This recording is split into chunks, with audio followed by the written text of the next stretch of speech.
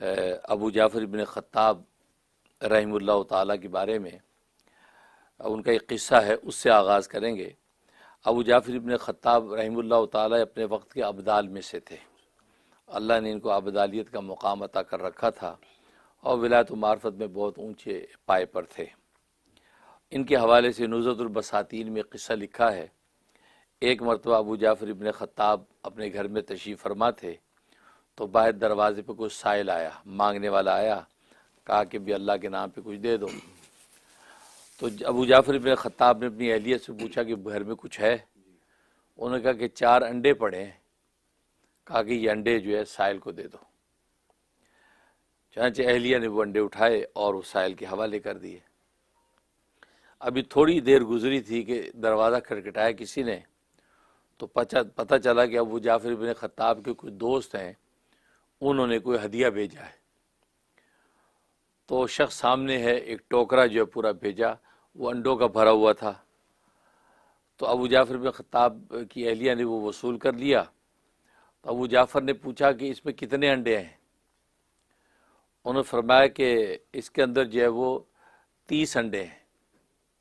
کہا کہ 30 انڈے ہیں، تم نے کتنے انڈے سائل کو دیے تھے؟ انہوں نے کہا میں نے 4 انڈے دیے تھے۔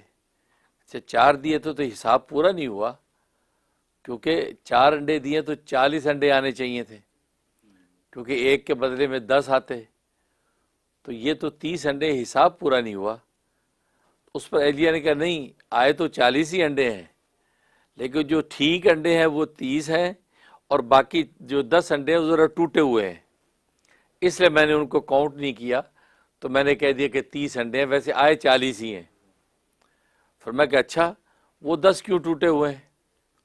تو اہلیہ نے کہا کہ اصل میں نے 4 انڈے دیے تھے، اس میں ایک انڈا ٹوٹا ہوا تھا، ایک انڈا ٹوٹا ہوا تھا، لہذا اللہ تبارک و تعالیٰ نے کہا کہ ایک انڈے کے بدلے میں 10 انڈے بھیجے، جو صحیح اور سالم انڈے تھے ان کے مقابلے میں سالم آ گئے، جو ٹوٹا ہوا تھا اس کے مقابلے میں ٹوٹے ہوئے آ گئے۔ اس پر جو ہے علماء نے لکھا کہ دیکھو اللہ تبارک و تعالیٰ کے ہاں گویا کہ ایک تو یہ ہے کہ جتنا نفیس اور پاکیزہ مال دیں گے، اللہ تبارک و تعالیٰ اتنا ہی پاکیزہ اور نفیس مال لوٹائیں گے۔ اور دوسرا یہ اعتقاد اور یقینی ہونا چاہیے کہ ایک کے بدلے میں 10 تو کم سے کم ملیں گے، کیونکہ ورنہ 700 گنا تک اور بلکہ اس سے زیادہ تک کا وعدہ ہے، لیکن ایک کے بدلے میں 10 کا تو وعدہ یقینی ہے ہی ہے۔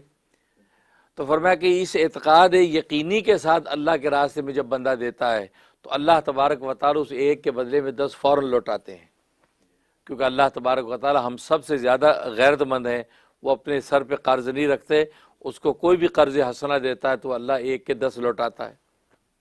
لہذا یہاں پر جو ہے ابو جعفر بن خطاب نے اس اعتقاد یقینی کے ساتھ دیا کہ ایک کے بدلے میں 10 ملیں گے، لہذا ایک کے بدلے میں 10 ملے، لیکن چونکہ مال جو ہے وہ 10 انڈے، ایک انڈا جو ہے وہ خستہ دیا تھا، اس کے بدلے میں جو خستہ انڈا ملے۔ اس لیے اس سے یہ تعلیم ملتی ہے کہ آج ہم راہ للہ میں جب کوئی چیز دیتے ہیں تو ٹوٹی پھوٹی بیکار نوٹ بھی وہ مریل سا نکال کے دیتے ہیں اور سوچتے یار کوئی نہیں، فقیر کو دینا ہے، حالانکہ فقیر کا ہاتھ ہوتا ہے، اصل میں تو اللہ کو دے رہے ہوتے ہیں، اللہ اس فقیر کے ہاتھ کے ذریعے سے وصول کر رہا ہوتا ہے۔ اللہ اکبر۔ ہاتھ فقیر کا ہوتا ہے، وصول اللہ کرتا ہے، تبھی تو اللہ آپ کو بدلہ دیتا ہے۔ لہذا جتنا نفیس اور پاکیزہ مال اللہ کے راستے میں دیں گے، اللہ تبارک و تعالیٰ اتنا ہی قدردانی کر کے نفیس اور پاکیزہ لوٹاتے ہیں۔